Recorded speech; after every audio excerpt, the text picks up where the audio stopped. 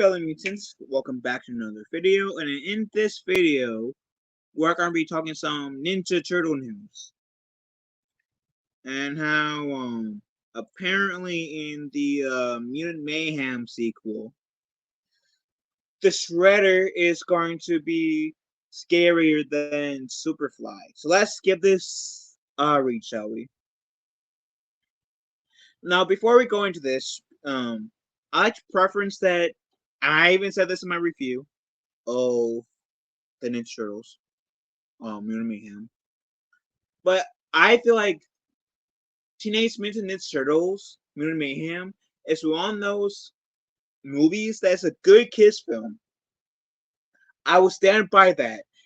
Mutant Mayhem is a good kids film, but as a Ninja Turtle film, it sucks. It certainly sucks. And I'm really hoping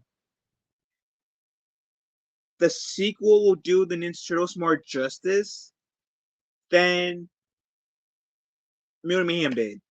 Because, again, I will die on the hill that Mutant Mayhem is a really good kids film. Probably won't, like 10 years, 20 years, probably won't age as well. But it's a really good kids film. Ninja Turtles film-wise, it sucks. But let's get into this video. See what they're talking about. So, the notorious Shredder emerges as the most daunting challenge the Teenage Mutant Ninja Turtles have ever encountered amid a history of myriad threats. For generations, the villains have espionage, eptomized nemesis, akin to the Joker's role in Batman's lore. In the latest iteration of the beloved franchise, director Jeff Rowe takes fans on a thrilling ride in the animated hit Teenage Mutant Ninja Turtles Mutant Mayhem and promises an even more exhilarating sequel. In the original film, Rowe decided to sidestep the iconic confrontation between the Turtles and Shredder, much like the strategic delay of the Joker's full reveal in The Dark Knight. This choice was not due to any lack of reference to the character, but rather a deliberate build-up. Shredder, known as the Shredder, where I lost my space. Okay, Shredder, known as a formidable leader of the Foot Clan, has always been the arch enemy of our heroes, enemy of our half-shelled heroes. However, by holding on this epic battle, Rowe aims to escalate the anticipation that deliver a sequel where Shredder's menace is unparalleled to as per Empire Online. I have to say, because I did also make a video of this in January.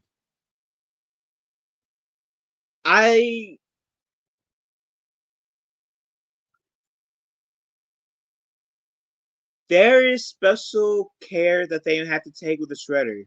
Like, I want them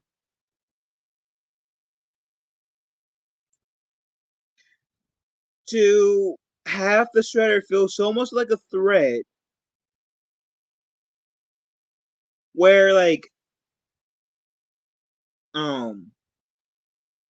it forces the Turtles, like, of course, take a step up, and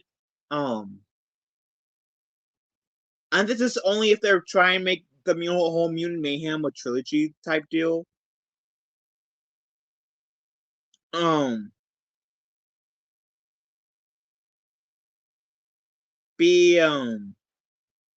Where, like, they try to fight the Shredder. They try to actually do a killing blow in the sequel, right? Somehow the Shredder escapes, paving their way to a potential third movie where the Turtles and Splinter has to actually grow up a little, like, has maybe take a year, like, time gap, right? Where the Turtles have been training, honing their skills, right?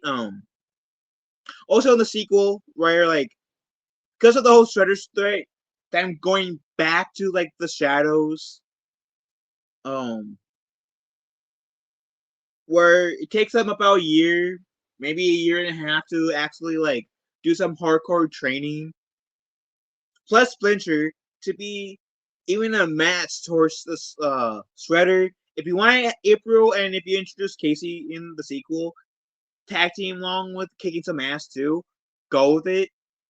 But the Turtles should, the Shredder threat should make the Turtles go back into like the shadows. And the third film officially defeat the Shredder, but the Turtles still choose to stay in the shadows because essentially to protect their loved ones and their friends that they made their brief time in high school, which I think is very dumb of them to have the Turtles go to high school. But anyways, continuing the read.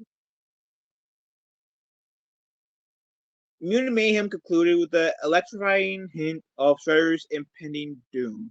The film's current villain, Superfly, voiced by Ice Cube, presented a significant challenge to the Turtles. Yet, according to Rowe, Shredder is set to overshadow Superfly's threat exponentially. I mean, I will hope so, because for the Turtles, the Shredder is the big bad. Sure, the other villains present a great threat, and I feel like Krang comes debatably the closest to that threat of the Shredder, but the Shredder is the ultimate threat for the Turtles. So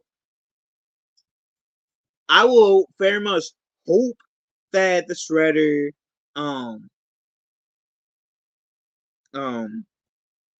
proves more of a threat than Superfly. Which I have to admit, regardless of how I feel about the film overall, as an extra film, one of the very few things I would say positive about that film is that I'm happy that they didn't use the Shredder in that movie. If it was supposed to be like a kind of like a build up to the Shredder, I like, even though I think Mutant Mayhem is a lousy Ninja Turtle film, I can appreciate that sentiment that they didn't have the Shredder in the first film because they wanted to like so much set him up for the second one, which like I said, I can appreciate. And I do hope that the Mutant Mayhem show will only like intensify that setup even more. Anyways, the director envisions Shredder as more than a mere villain. He has momental challenge that will push the turtles to their limits. Rose Ed, quote unquote. The one thing I can say without spoiling anything is Shredder needs to be 100 times scarier than Superfly, who is a credible villain. He's dangerous, he's strong, and he seems like he could mess the turtles up. Shredder needs to be that, just significantly more. And I agree, the Shredder needs to be like that. For sure. I mean, I'll take the 03 Turtles, because that's the Turtles I grew up with. How, like, they kept on killing the Shredder, brought him back, but, like, there were, like, different versions of the Shredder. Well, there's, like, Ultron Shredder, Demon Shredder, um, Cyber Shredder, and they essentially kept on bringing Shredder back in a way after he died, which I felt was overusing that, but my point is, the 2012, the 2003 film, even the 2012 series, had showed that the Shredder could take the turtles to school. Sure, you got that sense in the 1990s film, but I really got that, and the 03, and then the Secret of the Ooze film. You kind of got that sense in the Michael Bay films, but for me, I really got that in the 03 and the 2012 series. And maybe that's because they're animated. You don't have as many like quote unquote restrictions as to doing like live action per se, and I could be wrong about that in terms of movements, but like because of how I feel about them constantly resurrecting Shredder in the 03 film, the Shredder you could tell Shredder was no joke, even in the 2012 series. The Shredder was no joke. In the 2012 series, Shredder even killed Master Splinter. Which when that moment came, it was like, damn, okay, okay. So like I said, if they can capture the same essence that like the same fear that I had of the Shredder that I had in like essentially like the 90s film, which is a different sense of fear for me than I had from the 03 film and the 2012 film. Kind of merging those three like fears that I had of the Shredder, of that respective Shredder of the respective Ninja Turtle universe that I was watching at the time, and merge it into this. Hell, hell. I will say this: Mutant Mayhem 2 Shredder could easily be potentially the scariest Shredder that we've gotten. Period. And the 03 Turtle Shredder tried to like wipe out Ninja Turtle life forever by going to the Source Dimension Turtles, the Mirage Turtles universe, and killing those turtles, which will offset killing the universe. And that's saying a lot. Watch Turtles Forever. You guys will see what I mean. Anyways, the sequel's promises to is the sequel's promise is not merely about higher stakes or more intense action scenes. It's about deepening the narrative emotional core. Real teenagers bring the Teenage Mutant Ninja Turtles to life, adding a layer of authenticity and youthful ambience to the portrayal. I get it. They're teenagers. You don't have to like constantly throw that in our faces. The dynamic characterized by brotherhood and buoyant humor will face its most significant challenge against Shredder's dark might. The question that hovers over the entire narrative is not just if, but how they will manage to overcome such a terrifying adversary. Might have to like do this too, like read this article at some point. Anyways, the tipping point, Shredder's threat amplifies the stakes of Mutant Mayhem sequel. The director teases the gravity of the confrontation, suggesting a battle that will push the turtles all to their limits. The impending clash with the Shredders not just a plot point, it is a crucible that will test their courage, skill, and very bond that makes them a team. The Turtles' preparation of the looming battle sets the stage for an emotional whirlwind interspersed with the thrilling actions beloved by fans. In anticipation of the sequel, audiences can only imagine the intense showdown and heart-racing moments that awaits. The Teenage Mutant Ninja Turtles represents more than characters on screen. They are incarnations of perseverance, unity, and perpetual energy of youth. As they prepare to face their most formidable foe yet, their story is not just about the battle fought in the shadows of New York, but about the enduring power of hope and friendship against overwhelming darkness. That's about like the. I'd say that may actually have to be like the most accurate thing to describe the Ninja Turtles that came from Mutant Mayhem. And I know some of you guys may be like, "What?" I said it, anyways. Rowe's commitment to creating a sequel that honors the legacy of the Teenage Mutant Ninja Turtles while escalating the thrill is evident. To be honest, I didn't really feel like Mutant Mayhem honored um the legacy of the Ninja Turtles all too much. So I'm really hoping the sequel will. I'm hopeful, yeah. I'm hoping, I should say. I'm expecting some level of disappointment, yeah. But I'm hoping that they will prove me wrong. I'm hoping they will prove me wrong and will actually honor the legacy of the Ninja Turtles. Because if they don't, I'll be amongst the first to call them out. Anyways, as Strider's menace grows ever more daunting, the next Mutant Mayhem film is set to become a historic milestone within the series. As the director crafts the next chapter, fans await with bated breath, ready for the Turtles to leap into action and face their destiny. Everything is in place. The dangers are escalated, and the impending conflict with the Shredder is set to mark a crucial juncture in the Turtles' legacy. Um, okay. Like I said, I wasn't a huge fan of Mutant Mayhem per se. Like, I do hope, I am hoping for the best. Um, I didn't really get that,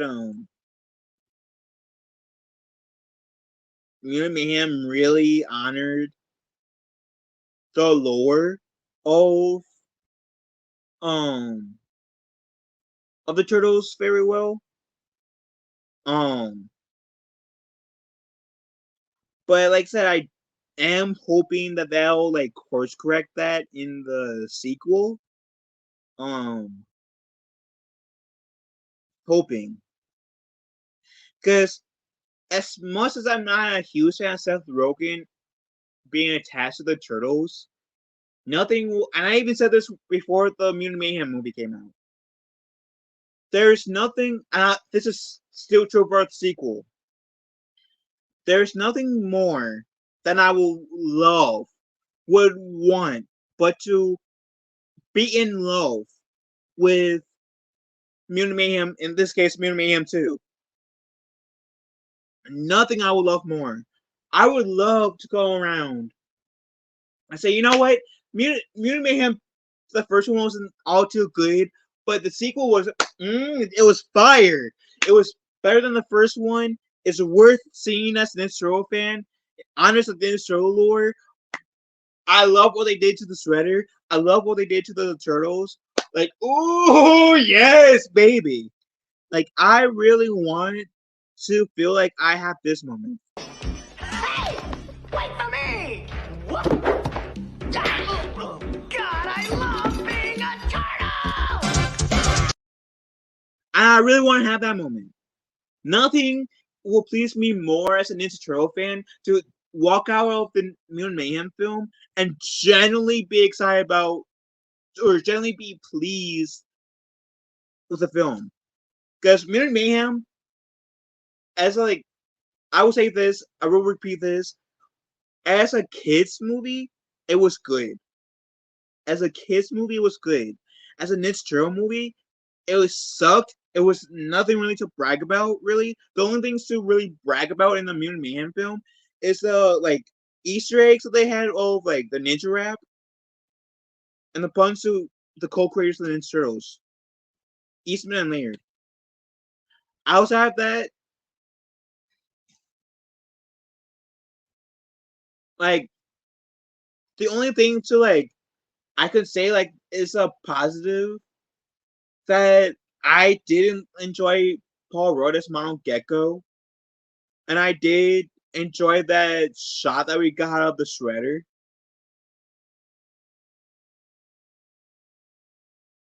And I like, sure they kind of like, I did like, cause I always felt like the Turtles always wanted to like experience human life. Like, I felt like they always wanted that, but the fact that towards the end of the movie they actually had the Turtles going to high school felt like the least Ninja Turtle thing to do. Like they might want that life. I'm not.